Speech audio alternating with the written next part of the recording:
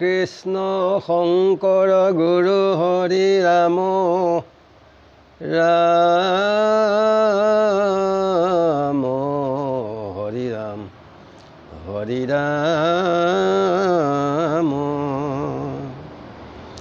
নাৰদৰ লগত ধ্ৰুৱৰ সাক্ষাৎ ছবি। ৰাম মাতৃৰ বচন শুনি কুমাৰে মনত গুণি চিত স্থিৰ কৰিয়া পুনৰ সৰু চিৰ বাক্য স্মৰি মাতৃৰ বচন ধৰি বজাইলা পিতৃ নগৰৰ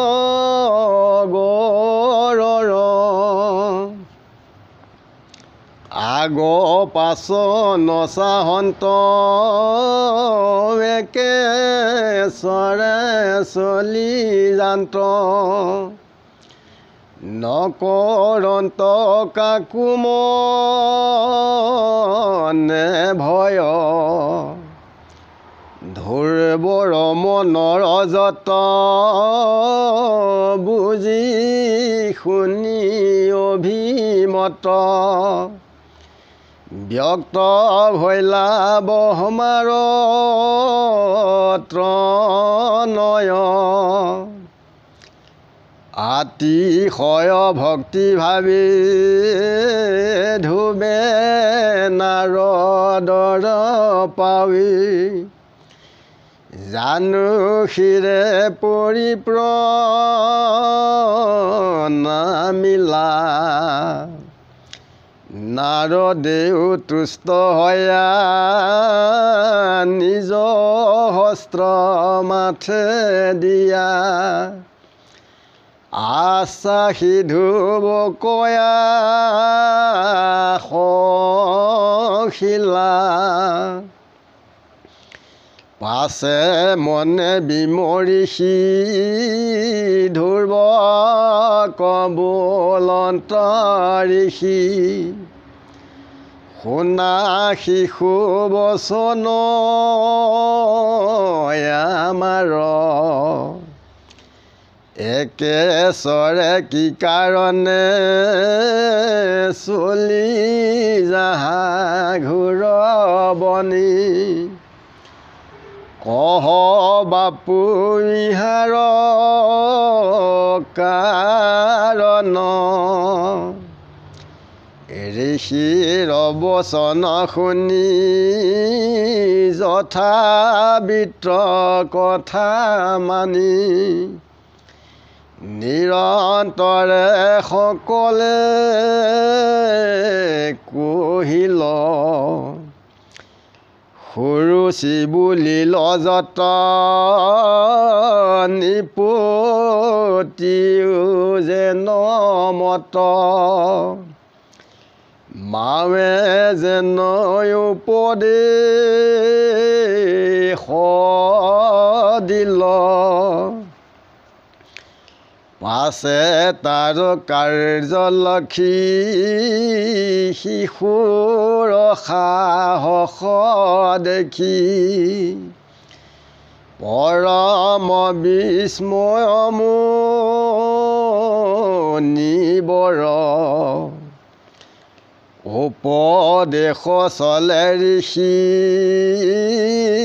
তত উপদেশ কহি ধ্ৰুৱ কষি ক্ষান্ত পূৰ্বাপৰ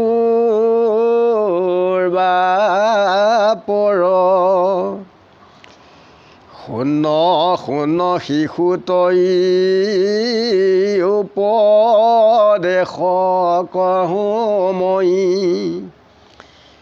যথাবিত্ৰ শাস্ত্ৰ ব্যৱহাৰ যিকালৰ যেন কৰ্ম যিকালৰ যেন ধৰ্ম যিকালৰ যেন অধিক ধিকাৰ সম্পত্তিটো বাপ তপোবনে চলিবাক জুই গহেন নেদেখো আমি মোৰ বাক্য শুন বাপ এৰ সবে মনস্তাপ ওলতি গৃহক যা তুমি শিশু সংগে কৰিলা কন্দু কলাতি মঘিলা খেলি ধূলি থাকনি ঘৰে তই শিশু আতিশয় জিকি যেন নুবুলয় কিবা মানয় অপমান তুৰি যদি মানয় অপমানি সুখ দুখ মানামনি সিও নিজ জ্ঞানীৰ কৰ্ম শোভা শোভ কৰ্ম ফলি সুখ দুখ দুয়ো মিলে সমস্তে প্ৰাণীৰ হি ধৰ্ম কোনে কাক দেই দুখ কোনে বা কৰাৱে সুখ কোনে কৰি আছে অধিকাৰ যত দেখা চৰাচৰ কেহু নোহে স্বতন্ত্ৰ ফলদাতা ঈশ্বৰ সবাৰ হেন জানি জ্ঞানী গণে স্বীকাৰ নকৰে মনে সুখ দুখ দুই হাকো লোভিয়া মিলাৱে ঈশ্বৰৰ ইচ্ছা সুখ দুখ দুয়ো মিছা যথা লাভে থাকে তুষ্ট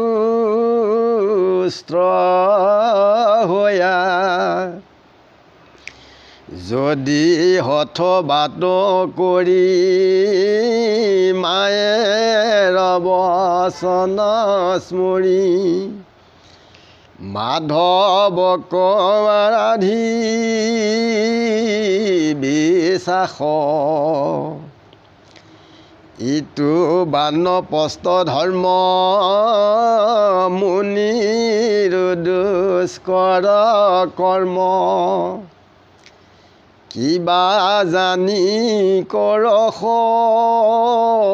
সাহস তপোবনে মুনিগণে আৰাধিনী চলমণি কোটি জন্মে নপাও যাক তই আতি শিশুমতী নজানি ভকতি স্তুতি কেন মতে আৰাধিবি তাক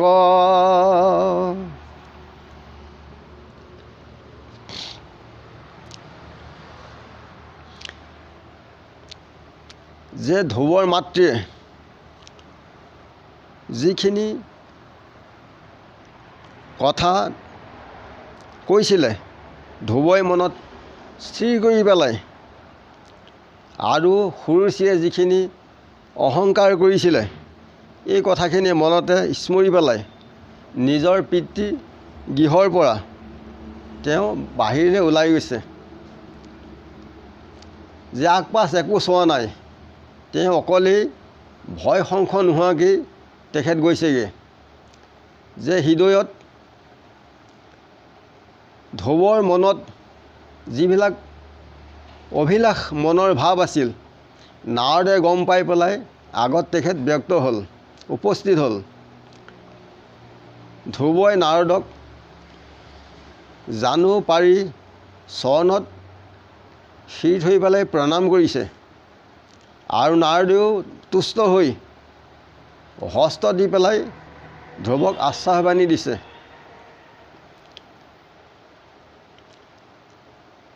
ধ্ৰুৱক নাৰদে কৈছে যে তুমি ইয়াত অকলশৰে এই ঘোৰ বনলৈ কিয় আহিলা, যে ইয়াৰ কাৰণ তুমি কোৱা।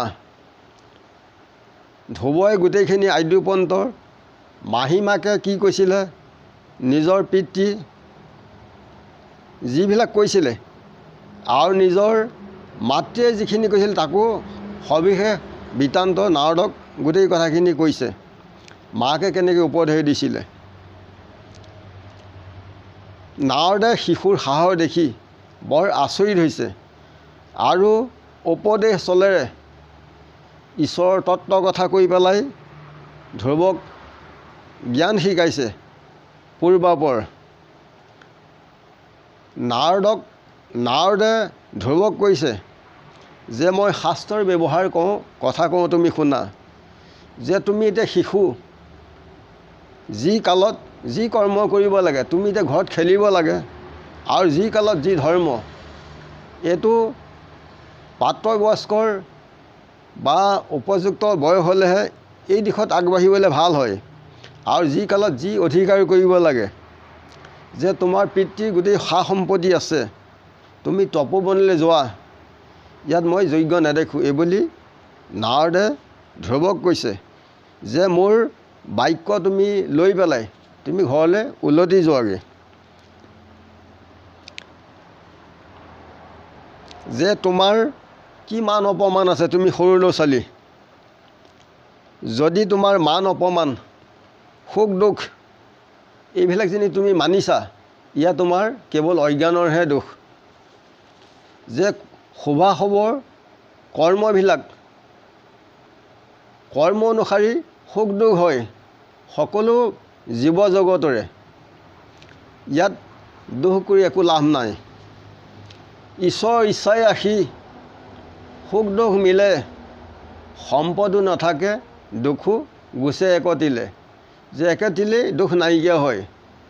যে কোনে কাক সুখ দুখ দিয়ে আৰু কোনে অধিকাৰ কৰি আছে, এই গোটেই বিশ্ব চৰাচৰ আমি সকলোৱে পৰাধীন। গৰাকীৰ তেখেত ফলদাতা, তেখেত স্বতন্ত্ৰ। সেইকাৰণে জ্ঞানী লোকসকলে সুখ দুখক কেতিয়াও স্বীকাৰ নকৰে। যে য'ত যি পায় তাতেই তেওঁলোক সন্তোষ থাকে। যে তোমাৰ মাতৃৰ কথা বচন স্মৰি তুমি যেনি কৃষ্ণক আৰাধনা কৰিম বুলি ভাবিছা। নাৰদে কৈছে যে এই বানপ্ৰস্থ যুগত বৰ দুষ্কৰ, বৰ কষ্ট হয়, ইয়াত মুনিয়েও কৰিব নোৱাৰে, তুমি কেনেকৈ সাহস কৰি কৰিবা। যে তপোবনত ঈশ্বৰক ধ্যান ধাৰণা কৰি মুনিসকলেই নাপায়, কোটি জন্মে আৰাধনা কৰি তুমি শিশু, তুমি ভক্তিৰ তত্ত্ব একো নাজানা, তুমি ঈশ্বৰ কৃষ্ণক কেনেকৈ আৰাধনা কৰিবা। এইবুলি নাৰদে ধ্ৰুৱক কৈছে। মিলে মান অপমান ঈশ্বৰৰ ইচ্ছাই, বিচাৰত সুখ দুখ দাতা আন নাই। ঈশ্বৰৰ ইচ্ছা, ঈশ্বৰৰ বৈশ্য আমি যত জীৱ মানে, নহিকো স্বতন্ত্ৰক দেখা বিদ্যমানে। যে আমি সকলোৱে পৰাধীন, আমি কোনো স্বতন্ত্ৰ নহয়।